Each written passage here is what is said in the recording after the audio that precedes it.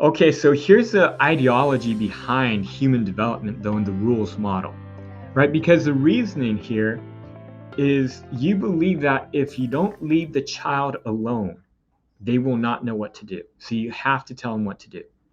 Of course, if you're telling them what to do, you have to assume that whoever is telling them what to do has more information, understands what actually is going on. And you have to believe that the child will understand what you're going to tell them, right? The impact? Well, you're going to let the child do less because you don't believe they're very capable. And if they do less, then they really won't be as capable because they don't have time to grow. They don't have time to develop themselves, to make their mistakes. Hence, the child will make more mistakes because they're less capable. It's kind of a cycle there. And you're going to make the child comfortable taking directions, right? They will be reactive. They will wait for someone to tell them what to do. Hence, the child will also be more insecure because they're less capable. They don't know what to do, and they're just trying to figure things out.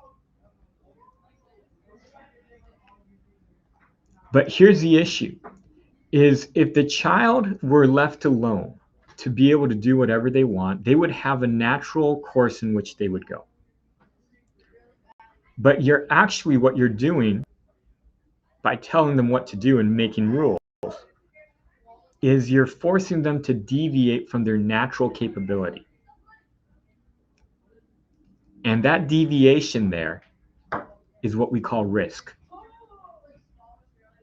And you can kind of see the characteristics that come with this. Because a child realizes you're telling them what to do, you're forcing them to do things because you don't like what they naturally can do. Hence, it naturally will make them feel less comfortable, feel like they're not good enough. And you're trying to teach the child you're not supposed to make mistakes in life because you're trying to prevent them from making the mistakes.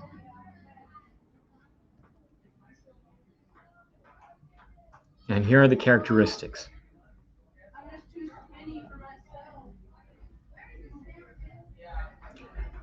This is not a good characteristic of people, if you want that people you want in your environment, right? But the biggest issue here is that it's very time consuming. You got to go through the steps. You got to relay the rules, and you have to continually supervise them. You have to enforce them when they're not being followed. You got to do the punishment, which takes time and effort.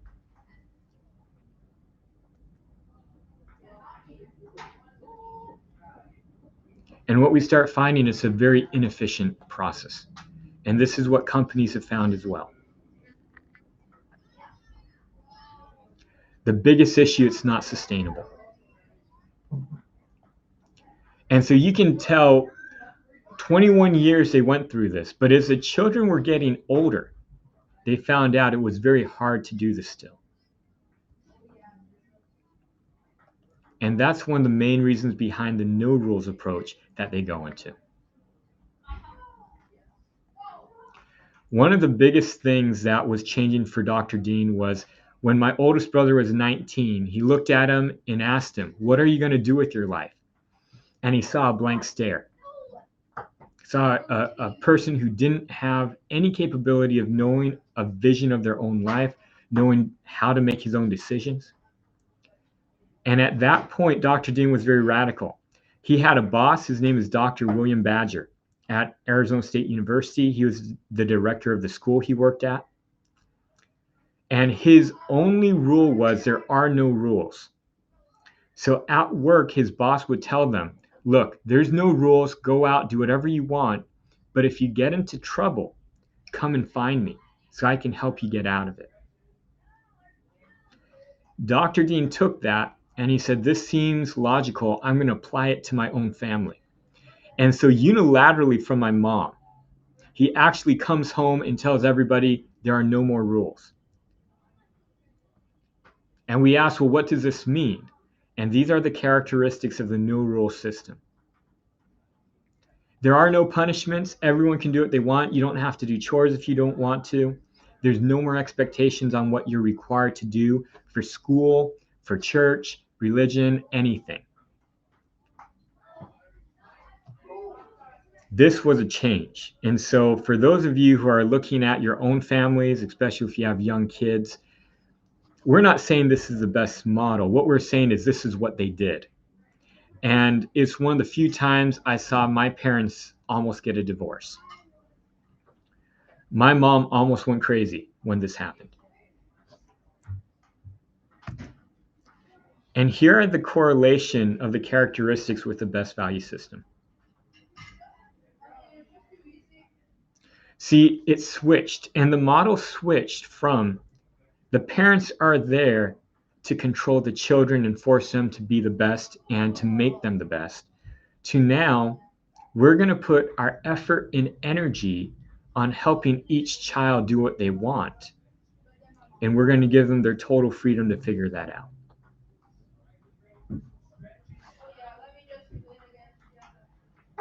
So you can kind of see, and let's go through this real quick. When they opened up freedom, what we started to see happening is the older kids started to help the younger kids. We started to utilize expertise more. They started hiring people to teach the swimming lessons. Everybody in the family was utilized to do what they could do. In fact, the kids actually benefited the most because we started realizing as we went through school, it only benefited the younger kids to ask the older kids for help. I remember everyone did this DARE essay. And the DARE essay was the police would come into the school, teach you about, not doing drugs and being a good citizen. And then you'd write an essay, and the number one essay got to read theirs in front of the whole group. I believe for like 3 years in a row, our family won the best essay because actually the younger kids got the older kids to help them with the essay. Now, at first we were just flat out cheating, but we learned, right? We didn't realize it was necessarily bad to cheat. We didn't realize how bad that was, but as we got older, we realized. And it was only because we started doing it, we realized what was appropriate and what was not. And as time went on, you can see utilizing the expertise really helped us to learn the proper ways to do it. No one had expectations. All the younger kids quit piano. To be honest with you, when you look at it, nobody in my family really plays the piano anymore except a couple of us. Everybody else, when they quit, they quit. Even the older kids who were forced to learn how to play the piano well, most of them don't play.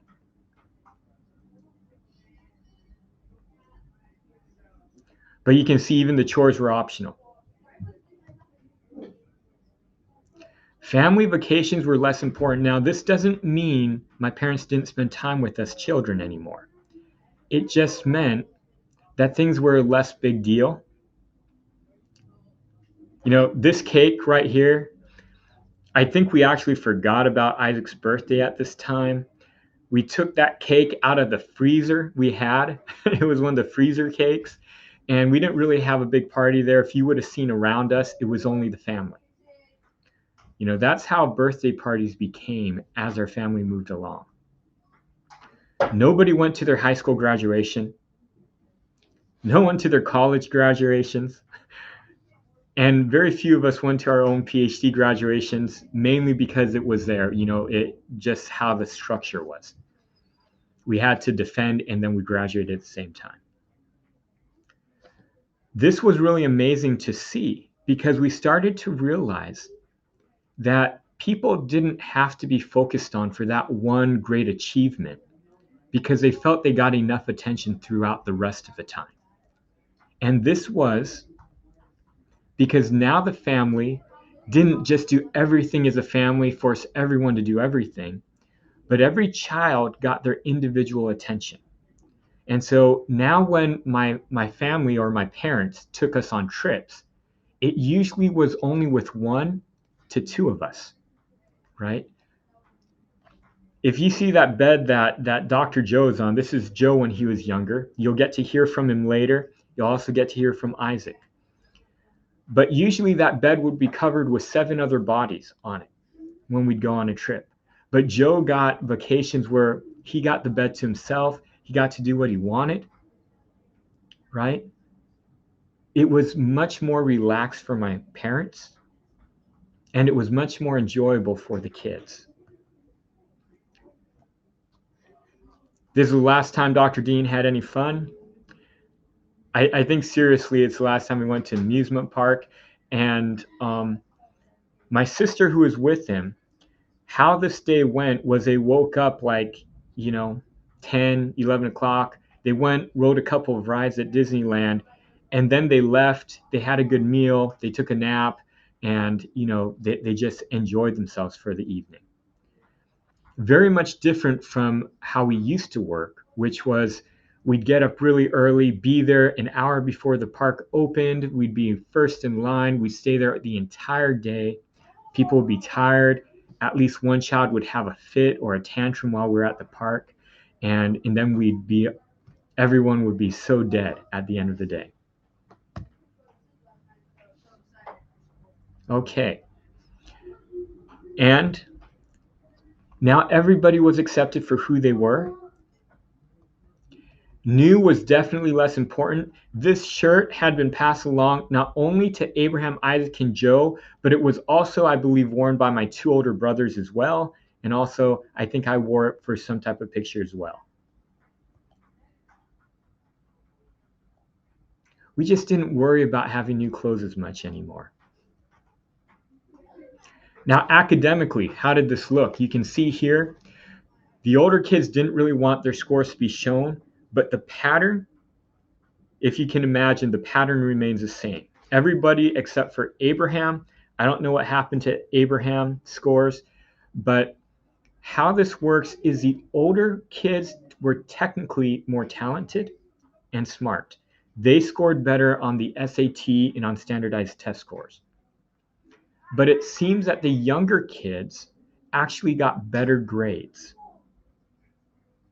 And what we started to realize is because the older kids were forced to do the technical work, they're technically smart, but they lacked the self-discipline, they lacked the ability to hang in there and be responsible for the entire year.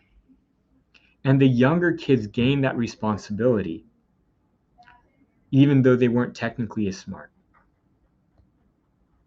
And here's the reason for the no rules model.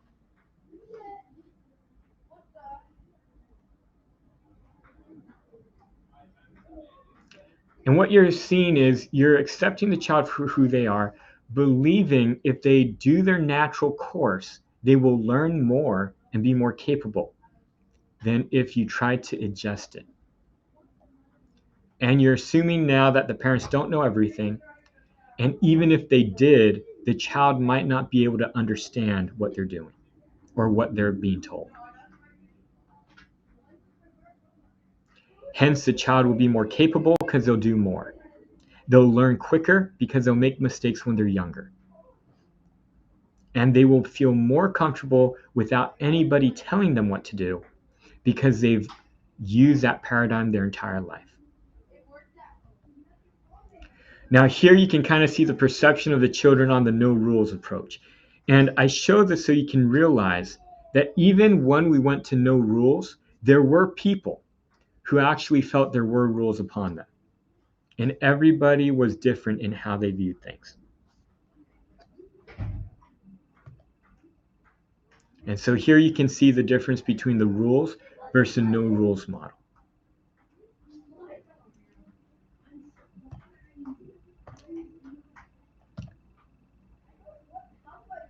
And what we're actually finding is that you're going to start realizing that we're finding that more affluent parents who the genetic line is better, they have more opportunities, you're starting to find out that those people actually are less worried about their children doing the right things.